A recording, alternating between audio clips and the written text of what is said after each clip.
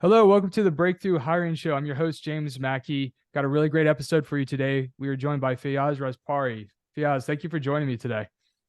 Thank you for having me. Yes, and before we jump into it, we're going to be talking about the hiring market and cybersecurity. It would be great if you could share your background with everyone so they understand your point of impact, your perspective, where you're coming from. Yeah, definitely. Yeah, I've been in the cybersecurity industry for quite some time, about 23 years now in the cyber industry. Actually started out in the insurance and financial sector as basically a cybersecurity practitioner, security engineer, incident responder, and then got a chance to move into the OEM industry, actually ones that are building cyber products, right? Got my hands involved in a lot of different roles. I'm very lucky and honored to have worked for large companies like Symantec and Mandiant, FireEye. Went over to Optiv, did some stuff in the threat intelligence space at Recorded Future, and then also Gigamon. From a variety of large industry-known companies and many different roles. Yeah, it's been super exciting and always been a wild ride. And today I have my own company called IntelliGuards. We provide cybersecurity services, managed detection response, and we do tailored security operations center build-outs. Okay, cool. And are you primarily working with like startups, SMBs, enterprise? What types of customers do you work with? Yeah, really good question. The range of customers we have are pretty wide. We have smaller customers that are SMBs, definitely like 50 employees, but then we have some larger customers up to 10,000 employees as well. So it's a pretty wide range. Okay, cool. Nice. That's just good context for folks to have. Yeah, yeah. Let's just start with the state of hiring. We're seeing a lot of rifts and layoffs. I want to dial in on this specifically in terms of cybersecurity. Of course, like in the greater tech economy, it's pretty brutal out there. We're seeing enterprise tech companies lay a lot of people off, and that's trickling down all the way to startups. It's probably the most suppressed job market since the dot-com bubble. It's been a significant decline. A lot of people have been out of work for months. So I'm just curious, is this trend from what you're seeing continuing into cybersecurity? Is it just as bad? Is it maybe like Yeah, there's layoffs, but maybe not quite as bad because cyber is just such like it's growing and I feel like there's always a yeah. job shortage. What's going on? Yeah, it's funny from the outside lens. People think, oh, cyber is so hot, and it's a really good place to get into, which is true. But yeah, the fact of the matter is it has bled over into the cyber industry as well. And from my perspective, and just seeing from the employer side as well, there's definitely a lot more due diligence in hiring and making sure that they have the right candidates. But then also, like you said, definitely there's been a ton of risks, even the cybersecurity side of things, where I've seen a ton of really good, talented individuals they get impacted, and it's not that they weren't doing their jobs right or they weren't good or they weren't, it's just purely just looking at the business's bottom line, right? You need to make cuts, and many times unfortunately they look at the ones that are paid the highest, and also with the guys that are paid the highest or gals that are paid the highest, they also are very experienced and know their stuff, and they get impacted. So definitely have seen a lot of that. As far as what you're saying, trends in seeing this continue, I'm being optimistic. I feel like I don't think it's gonna continue. It probably will for a little bit longer, and considering the economy and the state of the situation on a global level. But I do feel, and from a hiring side too, I do see there's a lot of hiring back going on now, where companies have let go of a good pool of talent, and now they're like, oh man, okay, we need to fill some gaps again. So now there's some rehiring happening as well. That's good. I don't think I'm seeing a ton of rehiring yet in the tech market. I am seeing more job postings from startup scale ups, but Yeah, it's still like very rocky in terms of I'll speak with leaders that are there are still things like, okay, here's our hiring plan. And then the board wants to review it again, and then budget gets pulled for the hiring plan. So there's a lot of stop go you're activity. right. Yeah. And it's weird. It's like I'm having, because my company, it's contract recruiting, embedded recruiting, and Yeah, RPO. We work with a lot of tech companies, not exclusively, yeah, well, a lot of tech companies, and we'll even in hot sectors, whether it's cybersecurity or healthcare, we put together a proposal. They give us their hiring plan, and we put together, okay, this is the number of resources it's going to take, the number of hours. Like we put together these robust plans because they have budget approval, yeah, yeah. and we get all the way to the finish line. And say, hold up, the board wants to review. We're gonna hold off on another quarter. So it's interesting with these like CPOs and VPs of talent and CEOs. It's almost like these recurring touch base conversations where they're like, yeah, we're going to be ready to move. And then everybody's stalling out because everybody's looking for momentum and indicators that things are starting to improve. So at this Yeah, point in Q4, I feel like the hiring market, quite honestly, it feels more suppressed even than Q3, and Q3 usually is worse.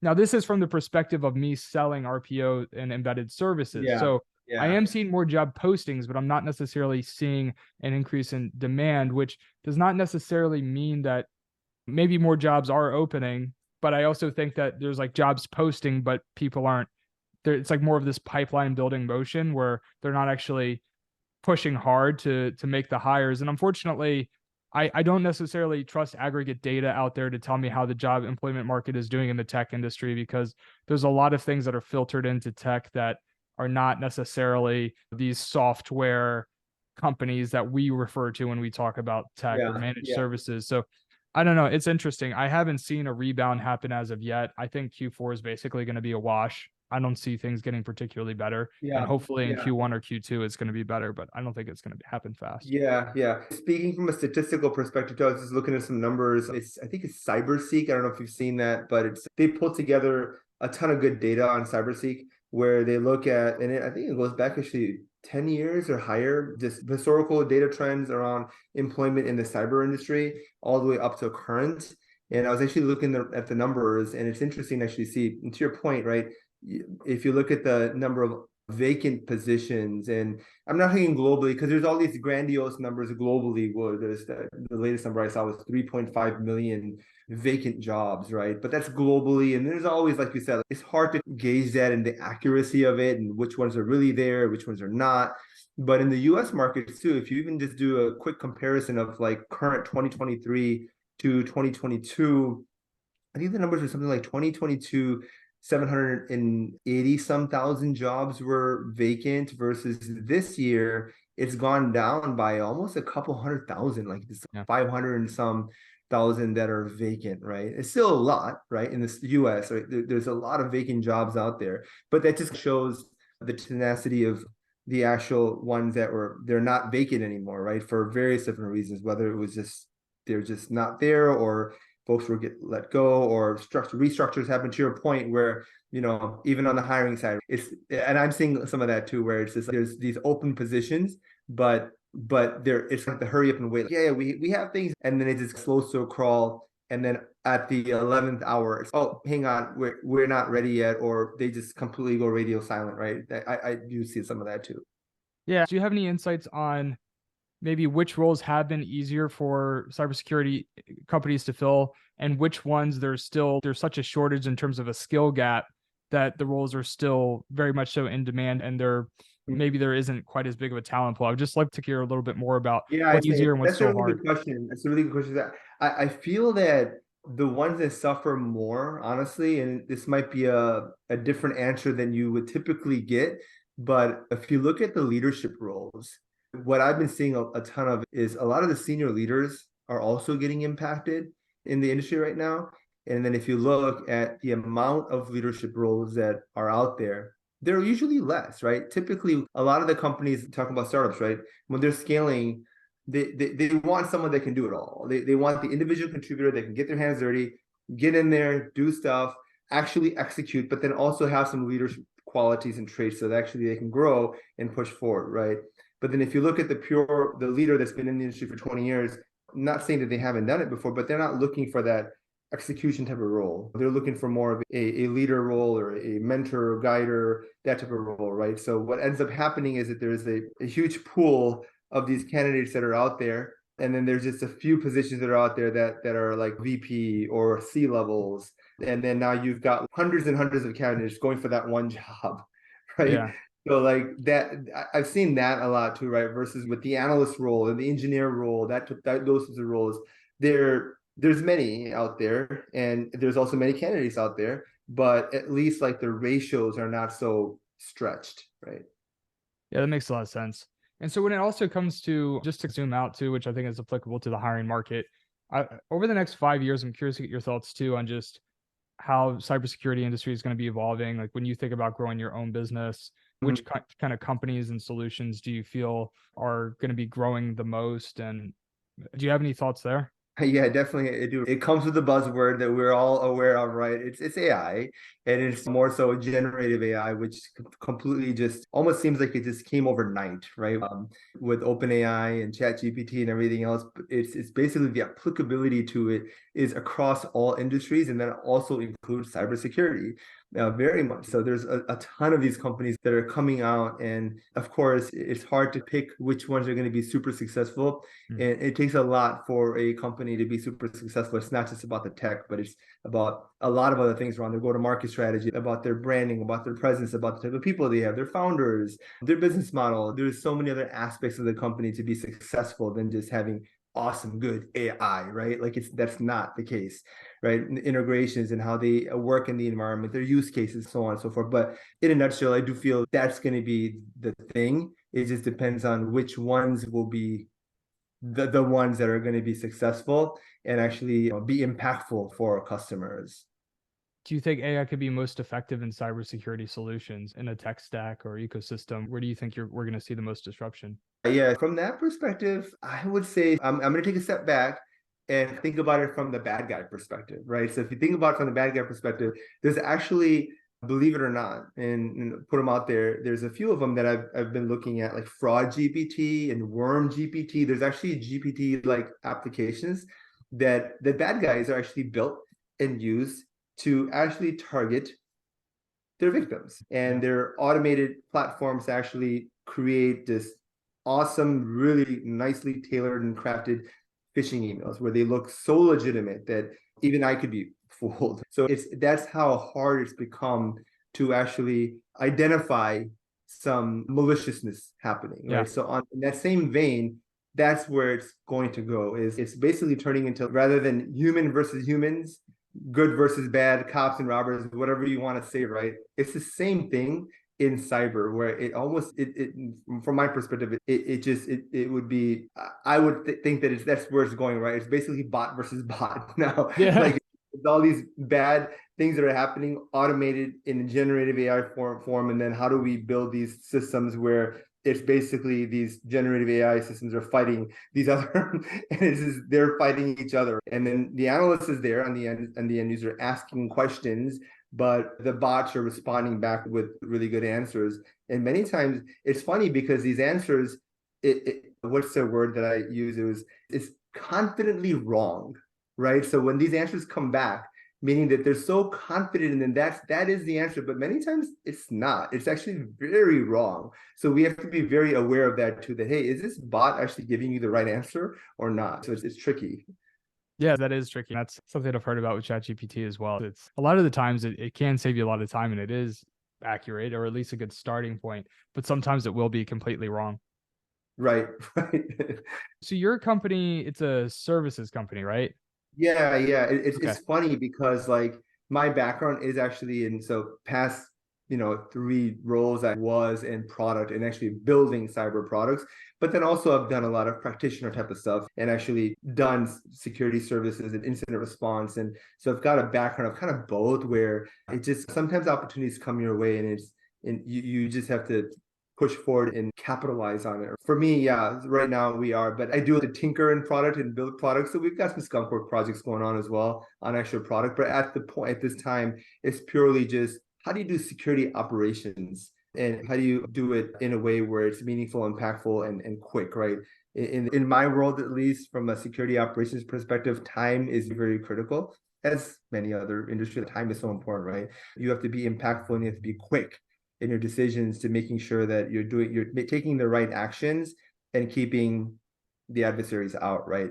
And Sure. so that's what our deal is, that we want to be able to, and we do a lot of projects type of work as well, and help organizations actually do, whether it's staff augmentation on the right cyber people, or our project work where we're providing them some good security operations guys, or threat intelligence guys, or threat hunters, to really keep the organizations safe, right? My question really is around like from the perspective of cybersecurity companies engaging with service providers, vendors, like we're seeing some shifts, right, where the market seems to be so unstable or is so suppressed that you could argue it makes sense for companies to leverage more so outside vendors that are flexible that they can scale up or down. So on services side, right? Services Yeah. businesses. But to counterbalance that, I'm curious how you think AI might impact a vendor ecosystem from the perspective Yeah, of your company.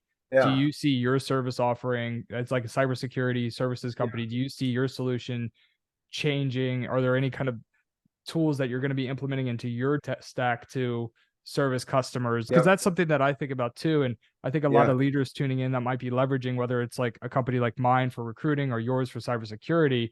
I'm wondering Hmm. how much their thought process in terms of how they're going to leverage companies like ours is going to be changing over the next few Yeah, years. yeah, there is a lot of that. It's a really, yeah, and pretty much hit it on the head, right? When you're in like a services-based business, it's a combination of people, process, tech, right? You need all three of them to be able to be very successful. And yes, you definitely need good people and good talent, right? But without the processes and technology, then you just won't be good. Or if you have just tech, and then if you don't have people, then you won't be as good. Like you have to have a combination of all of them, right? So with that said, definitely we have processes in place, and we've been able to um, have playbooks to be able to operate efficiently.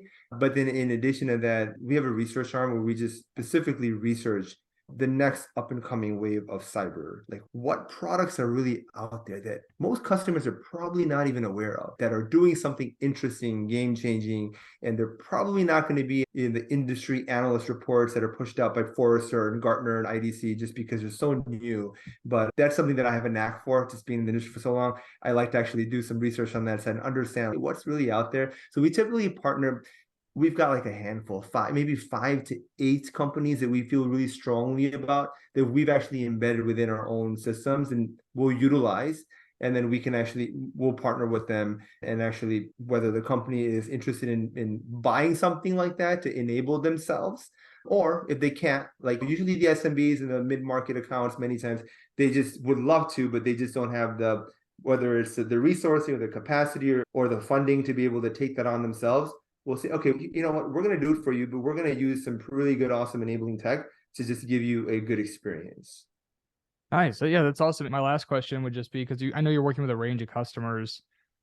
Just given where you are in the current market, where are you seeing the most demand right now? Do you see any, is it so AI, like maybe that like AI providers, or are you seeing more like more demand from enterprise, mid-market, SMB right now? Yeah, good question, James. I feel like the demand really does go down into the downstream markets where they may not even know, but and they don't even know where to go, or Yeah. they don't even know where to look, or they just feel they can't afford it just because they're just so much smaller. And a lot of the bigger guys in the cyber industry, they just go and give them the time of day just because cybersecurity can become very expensive.